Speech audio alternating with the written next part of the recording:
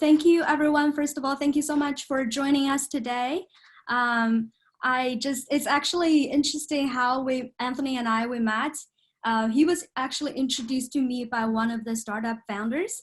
He helped him prepare for a presentation for a conference. And afterwards, the founder contacted me and he said, hey, you should meet with Anthony. He's a legend. And then I got connected with Anthony, and I learned that he has been doing a training for startups to help them polish their presentations and help leadership team from big companies to do leadership training for a long time.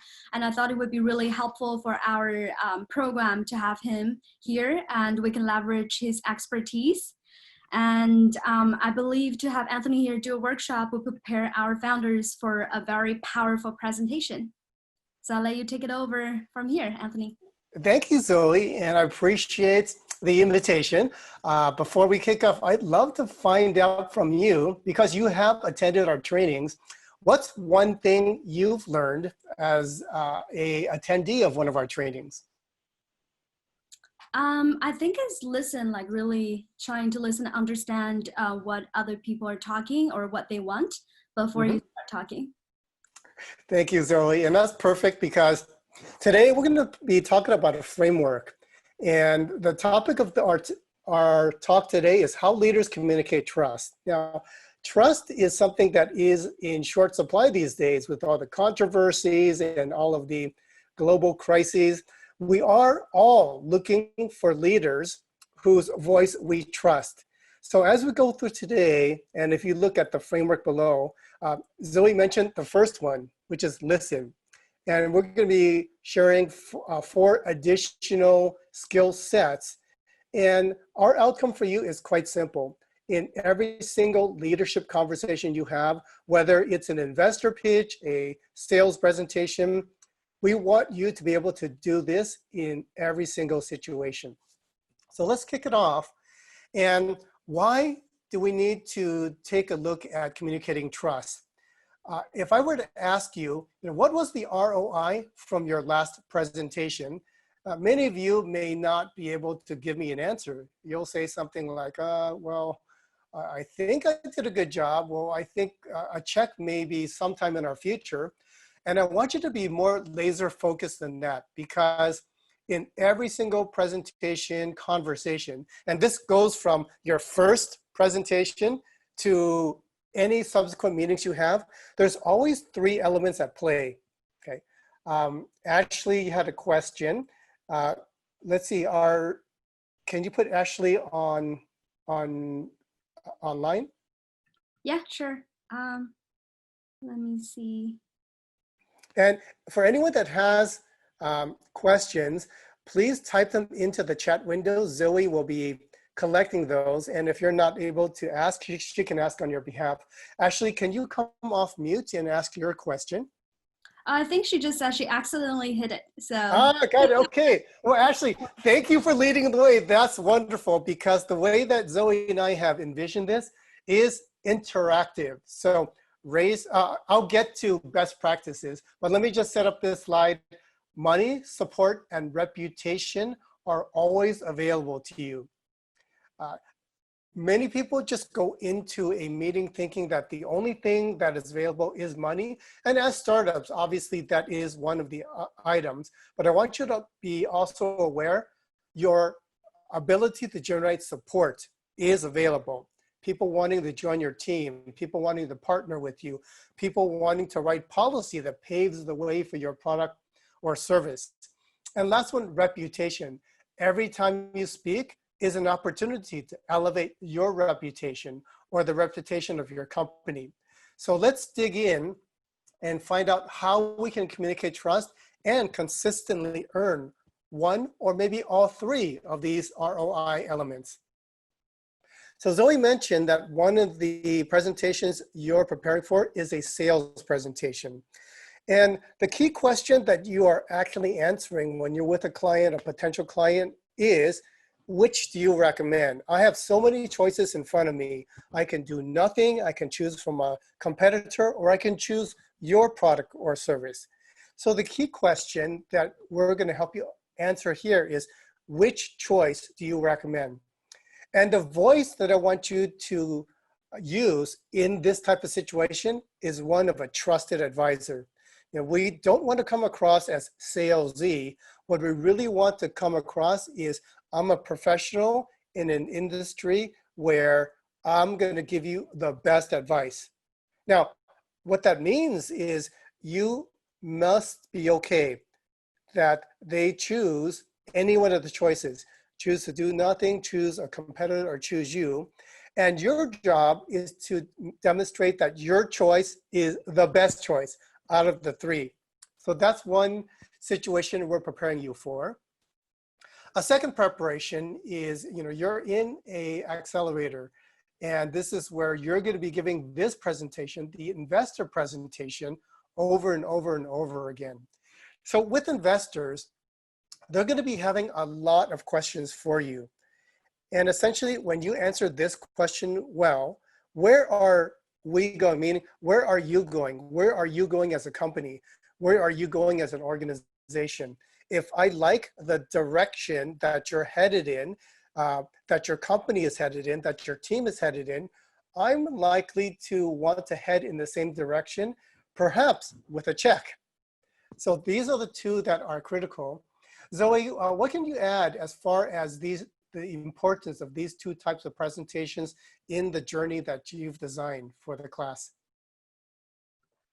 I think what I can add here is before you meet, especially at Plug and Play, before you walk into a meeting, really understand who you're talking to and better identify which type of conversation you're going to bring on the table. That's what I would add. Thanks, Zoe. So, and we had Ashley jump the gun on this, and this is great. There's 3 agreements that I'll get you to be fully prepared to take in as much as possible. So we're going to do our best to be great teachers. That's me and Zoe. You, to be a great student, to be a great leader, number 1, participate. Ask questions. Type into the chat window when you have a question, and Zoe will make sure that we answer the question. And our commitment, we're going to answer every single question. So if we get to that question here during the webinar, we'll answer it live. If we don't get to a question, I will formulate answers and give it to Zoe so that she can distribute it afterwards. Number 2, beginner's mind. All of us come into this webinar with lots of years of experience, lots of knowledge, and I'm inviting you to take that expertise and temporarily put it aside. What that does is it makes room for new knowledge, new tools, new skills for you to play with, and you can decide whether or not to make this a permanent part of your repertoire. The last one is presence. This is a webinar. It's online. We're all learning online, and there's a tendency to have notifications, other windows open. So for this hour, put those aside. Put your full attention here because you don't want to miss anything. Yes, Zoe's going to be recording, and we want you to also pay full attention here because what we're doing for you is we're training you. When you present, you want your audience's full attention. So practice being a good listener here, and then it'll prepare you for being a great presenter and creating that same experience for your students or from your listeners. A year ago, my team had the opportunity to work with Steve Sordello. He is the Chief Financial Officer of LinkedIn. And he brought us our attention to this report they do every year. So it's called the Emerging Jobs Report. And I want you to pay attention to this and read this report every single year because they highlight skills that are important for leaders for the coming year. And the 3 that they highlighted this year were communication, creativity, and collaboration. Now we pay attention to this because we're in the training business.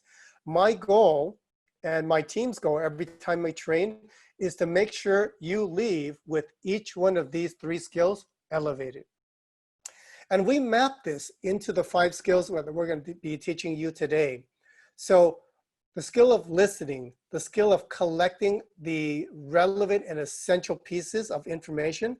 are communication skills.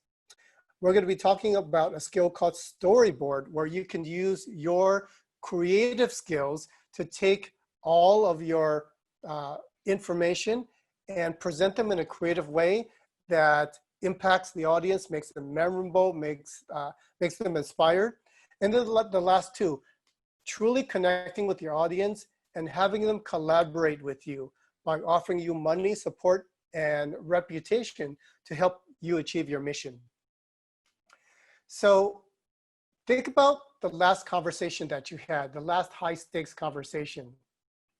And think about any one of these items. Did these occur? Okay, were you able to create connection with the person in front of you? Were you able to start a relationship or to grow something into a long-term relationship? And did you generate any elements of ROI? So pay close attention to this. Zoe and I, we were talking about, Zoe, what do you do before going into a presentation? And she has a lot of exercises that she does, vocal exercises. And I'm going to invite you to have a warm-up routine. So before you get on stage, when you're presenting at Plug and Play, before going into a conversation, I'd like you to have this as your warm-up, is think about these available outcomes. When you know that these outcomes are available, it'll help you focus the conversation. It'll help you focus the presentation. So Zoe, in all of the presentations that you've seen, there's been lots of pitches done at Plug and Play. There's the section of the Q&A.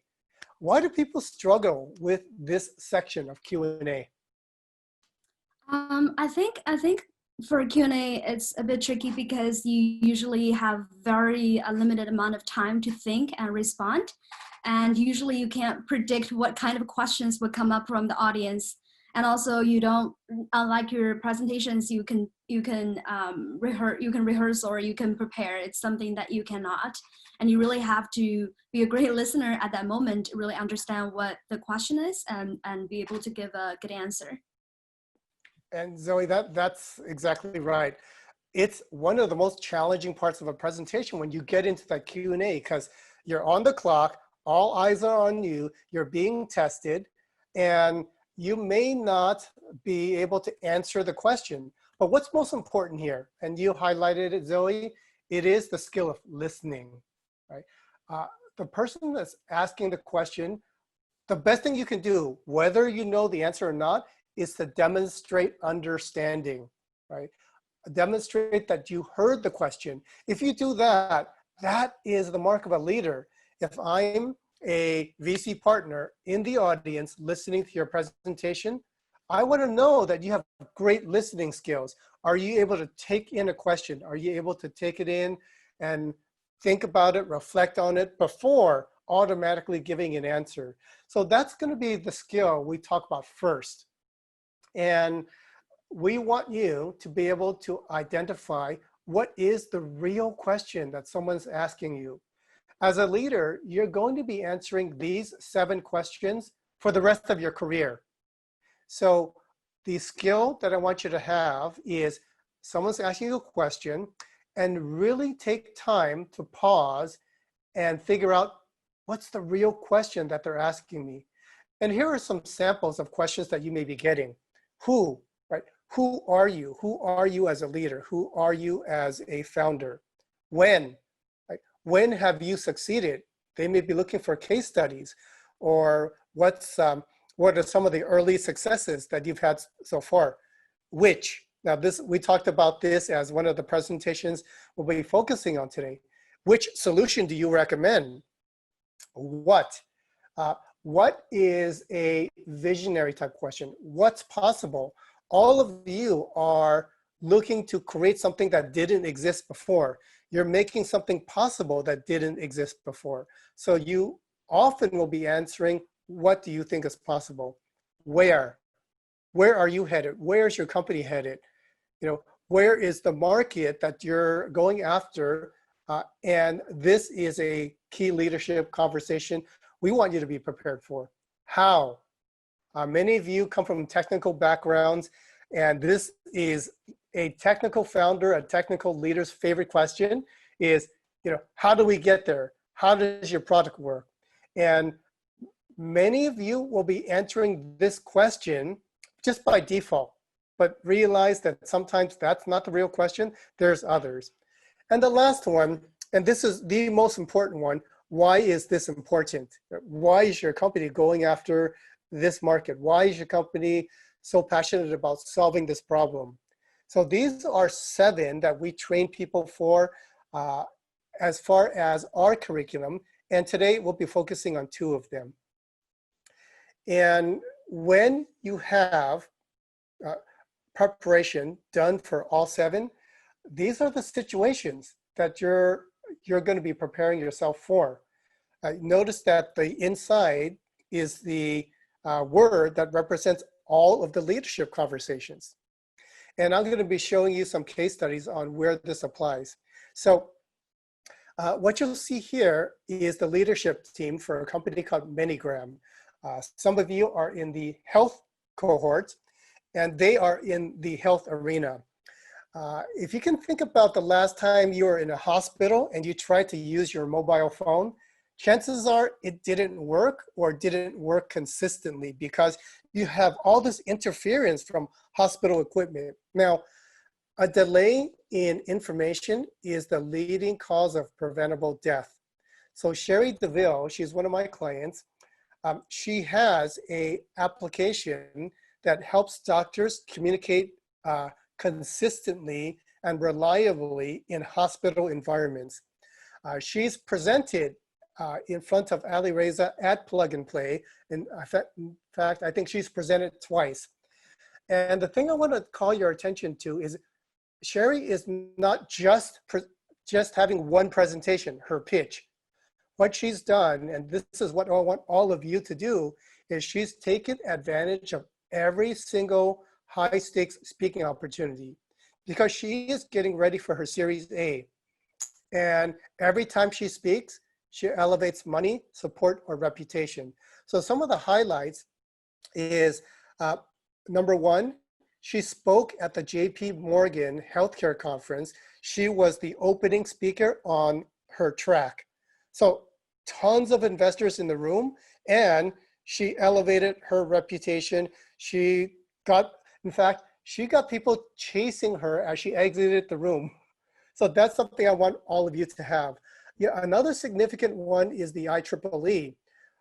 She and her team are heading up the trust subcommittee for policy for mobile communications. And this is a great opportunity because she's helping define trust for the product that she's delivering. So obviously her product will meet all the IEEE standards. And the last one is there's a conference called HIMSS. This is a healthcare industry conference where she got the opportunity to speak with and have a fireside chat with John Chambers, the former CEO of Cisco. John now has his own venture fund. So the ability to be so versatile and be able to speak on so many stages is what I want you to do. We've brought Sherry in terms of her message portfolio to a point where she can jump into any one of these situations and be effective in generating ROI, money, support, and reputation. So Zoe, I want to ask you a question here. We're talking about preparation, and Zoe, we're committed. We're committed to helping everyone prepare for their presentations. And I want to ask you, they have a 5-minute presentation coming up, and it's a challenge, right? Why do people struggle with 5 minutes? I think 5 minutes is actually a very short amount of time, and a lot of times doing a 5 minutes presentation is kind of like going out for a dinner date, right? Like you want to really impress people sitting on the other side of the table about all of the wonderful aspects of yourself. But at the end of the day, they probably don't remember most of the things that you said, but only the feeling that you give to them. I think that's when it comes to startup presentations, I think there are a lot of wonderful aspects of a company, and 5 minutes is not definitely not enough to cover all of that. What I've seen quite common is startups get too deep into technology, like details of their tech, and they run out of time to really talk about how it applies in industries. So that's that's my Zoe, that's perfect insight. As technologists, as visionaries, we have so much to share. I mean, if you gave me an hour, I could speak for an hour, which I'm sure everyone on the call here today can do. Now, the purpose, Zoe, in 5 minutes is not to get the check. It's to get the next conversation. So the art here really is, what can I do to get that next conversation? And that is, if we take a look at the, hang on a second, let me go to full screen mode. If we take a look at the presentation that you have coming up, we want you to be fully prepared for a 5-minute conversation.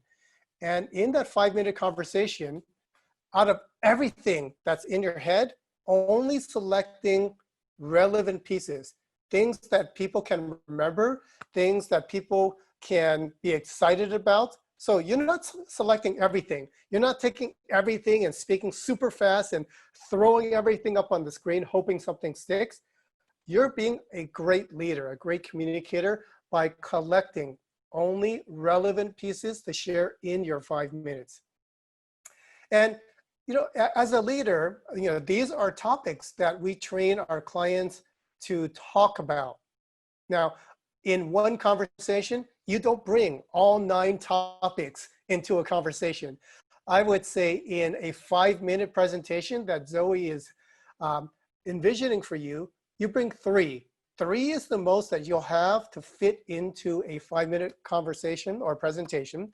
3 is likely the most that your audience will be able to absorb, digest, interact with.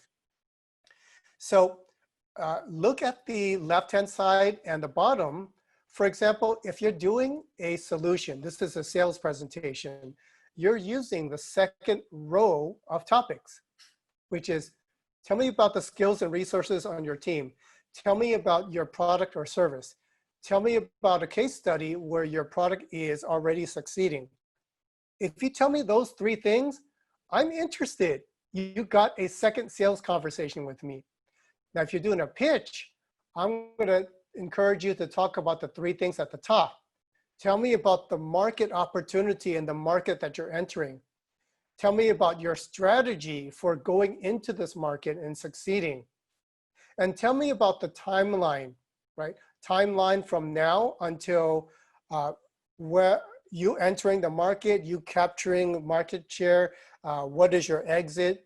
So remember, I'm not going to talk about all 9 of these things in 5 minutes.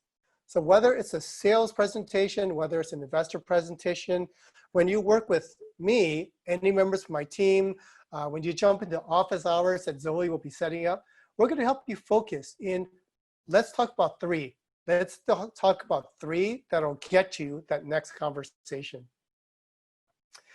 Zoe, now you've seen tons of presentations, and I know you've seen tons of presentations that look like this.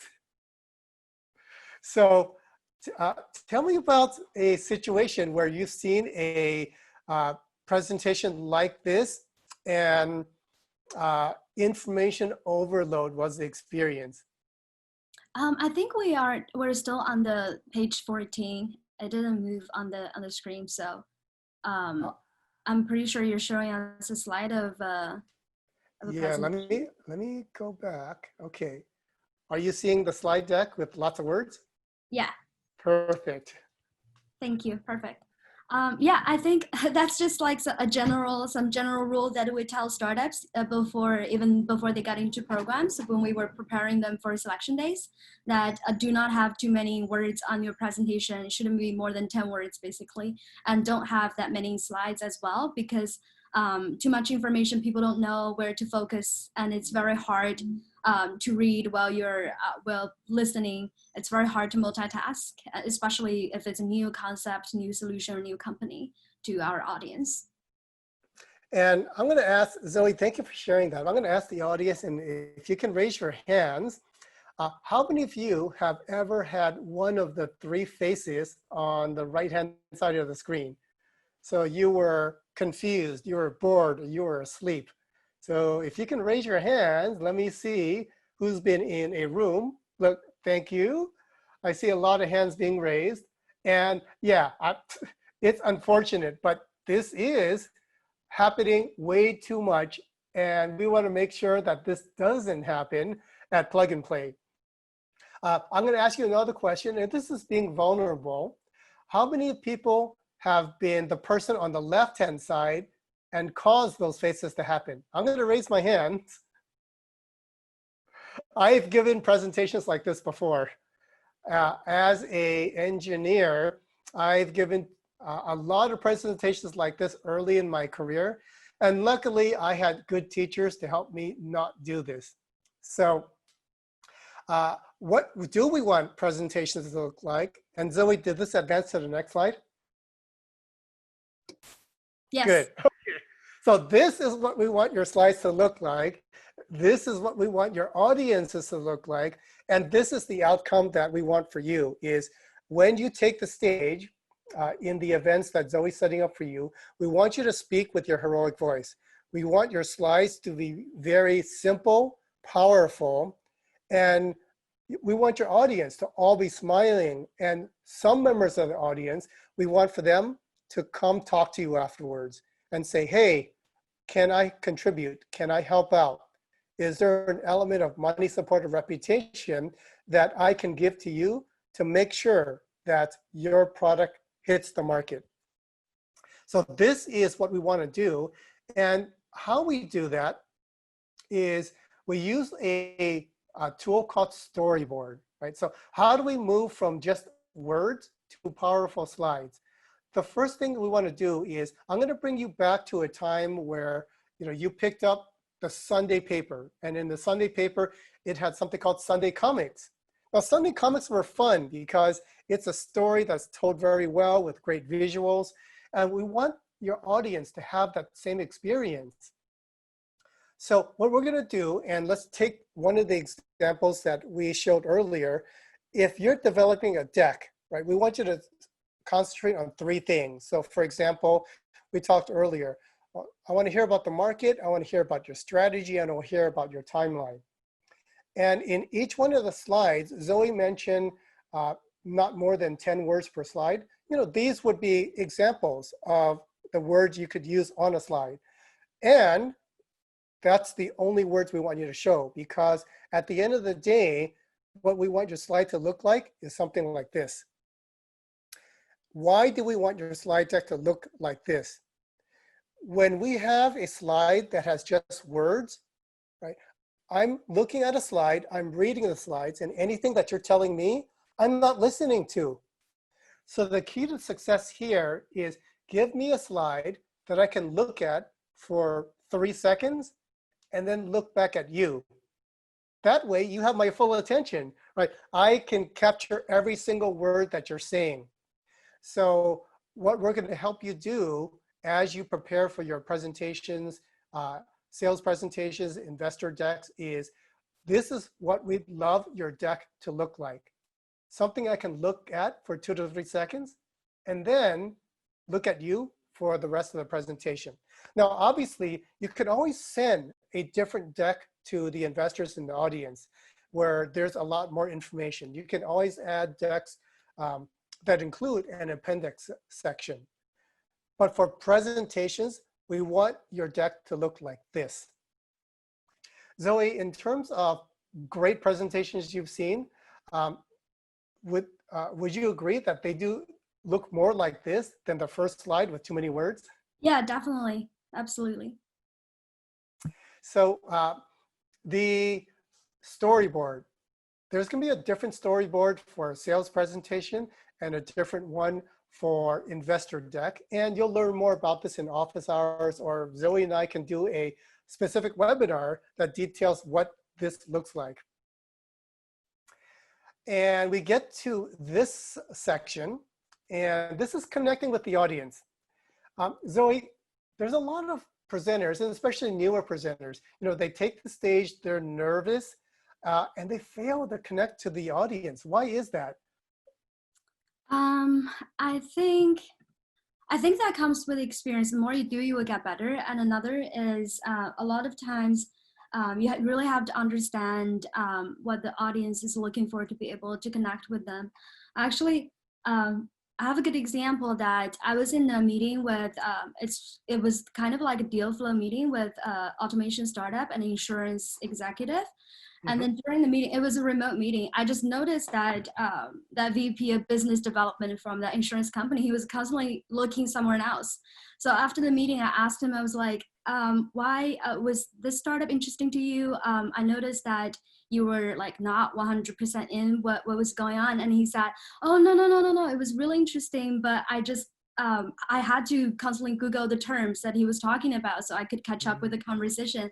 And I thought that was a very interesting example of what you need to do, how much work you need to do to be prepared for the meeting so that you can really connect with the audience, not leave them behind. Yeah, and it's common, right? And it's okay if you start there, but that's only in your first draft. What we really want you to do, the ultimate thing is connecting with your audience. So I love this quote because it doesn't matter how much you know, right? Until the audience knows how much you care. So the framework that we're going to teach you is something called the connection triangle. This is super, super important because if we take a look at where most of you are today, I would say you know your topics. You know your topics inside out. So what that means in the connection triangle, and let's take a look at the triangle. You are the person on the bottom left-hand side. Your audience is at the top, and your message, your slides, your expertise, that's on the bottom right. And this triangle is a framework we take a look at to illustrate how strong is the connection between each of these 3 points. Now, what I'm saying is you to your message, this is probably your strongest link right now. You know your industry, you know your product, you know your service. And if I were to ask you questions about it, you could probably answer it quite well. Is the connection between you and the audience as strong? Or is the connection between the audience and your content as strong?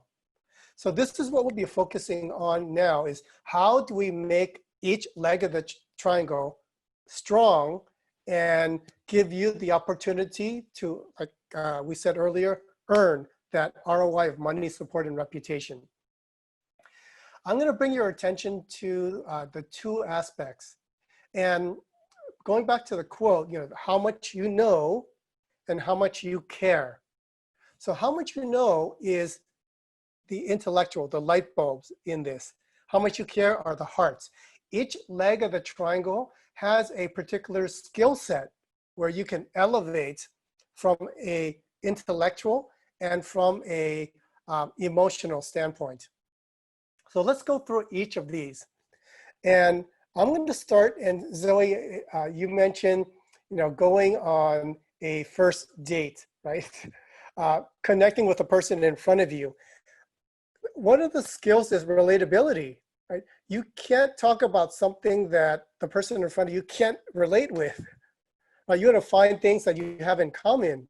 So a lot of things here is shared stories. The reason why I shared the case study earlier, the story about Sherry DeVille, who is the CEO of Medigram, is all of you are examples of Sherry. You are leaders in your organization. You're getting ready to pitch for your first round or your next round. So stories is a tool that I use to relate to the situation you are in right now, which is preparing for a pitch. Empathy. Empathy is, can you understand the emotions that your audience might be going through? And Zoe, you mentioned, in Q&A it's hard, right? There's a lot of pressure, there's a lot of nervousness, there's a lot of anxiety. So we get how challenging it is to jump on stage. We know all the emotions that you're going through, and we can help you navigate through that emotions of, in the beginning, you might be nervous, you might be anxious, but at the end, you're gonna be fully confident. You're gonna be filled with joy. You're gonna have a smile on your face. So being able to identify the emotional journey, we're just not gonna teach you how to present well. We're gonna have you enjoy the art of presenting and teaching. So that's how you can connect to your audience, is with these two skill sets. Take a look at the bottom. And again, this is what you do really well. Expertise is your strongest link. What we're gonna have you do here, as inside of office hours and during the journey, is taking the key pieces of your expertise, not like all 9 boxes, just the 3. So the skill set that you'll be developing here is, what are the relevant pieces of your expertise to share? Passion. Biggest thing in investor pitch events that I've attended, that Zoe's attended, passion. When someone's nervous, their tone is very flat, very monotone, and it's because they're nervous. But when you're excited about your product, you know, Zoe, I love interacting with Zoe because she's so passionate about her program. You hear it in her voice, you hear it in my voice. And when you jump on stage, I want everyone in the audience to not only see that you're expert, but to see how passionate you are about your mission, about your team, about being there and having the opportunity to share with the audience that day. So that comes with tone, it comes with facial expression, it comes with hours and hours of practice, so that you're not reading your notes anymore, you're there with the audience. So that's the second leg of the triangle. The final leg of the triangle is the one on the right-hand side. And this is where the rubber meets the road. This is the most important connection. Is your audience connected with your message? Now, we saw situations earlier. If you put 100 words on a slide and that's all your slides, no one's gonna get what you're talking about. No one's gonna remember what you're talking about. So comprehension, I want you to be a good teacher. And we're gonna train you to have a mindset of a teacher. So if I were to say success is, if I were to pass out a multiple choice exam, let's say 10 questions, multiple choice, to everybody in the audience, could they pass the exam? If they couldn't pass the exam, that's on you. You didn't set up your slides, you didn't teach in a way that prepared them to pass the exam. Now, passing the exam is theoretical, but what it means in actual life, let's say you presented to a junior partner of a venture capital firm. Could they take your presentation and share it with a senior partner? That's comprehension, right? If they can pass the test, they can re-explain the slide, they can redraw your slide, you've done a great job. Engagement, and we've done so here. I've been engaging with Zoe in conversations and bringing in as many real life examples that you'll be going through during your journey. We've asked you to raise your hands, and in a moment, we're gonna engage with questions. So even in your 5 minutes, there's gonna be opportunities to engage with your audience, either with questions.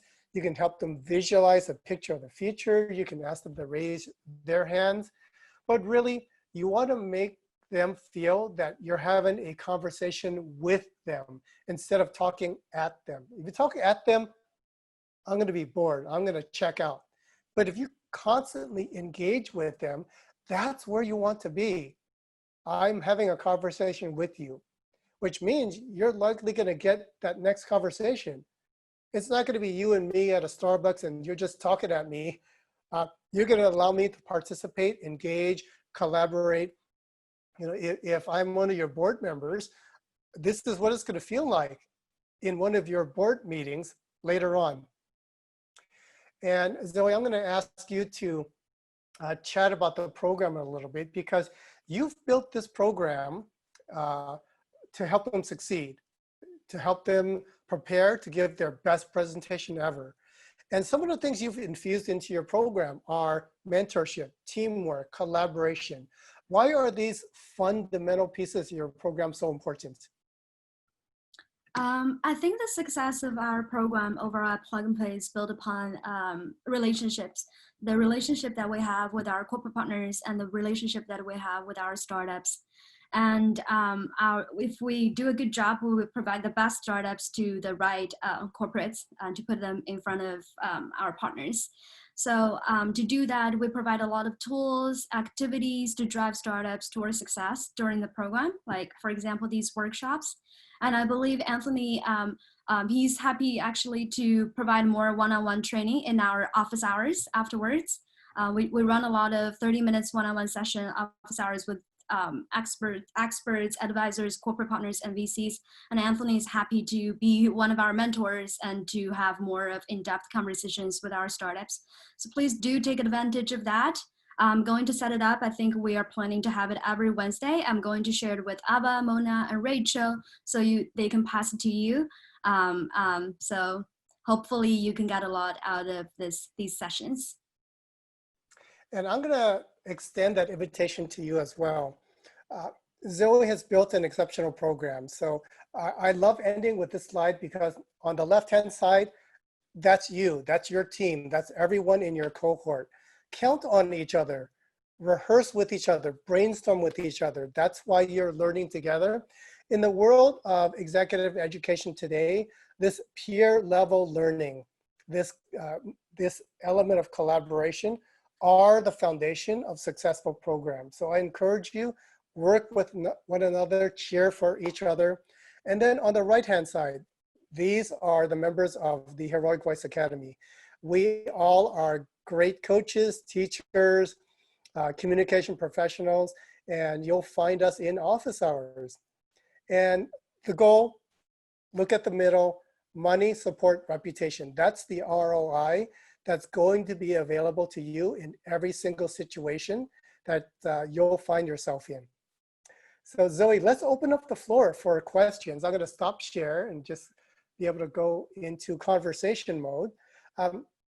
Let's take some questions from the audience.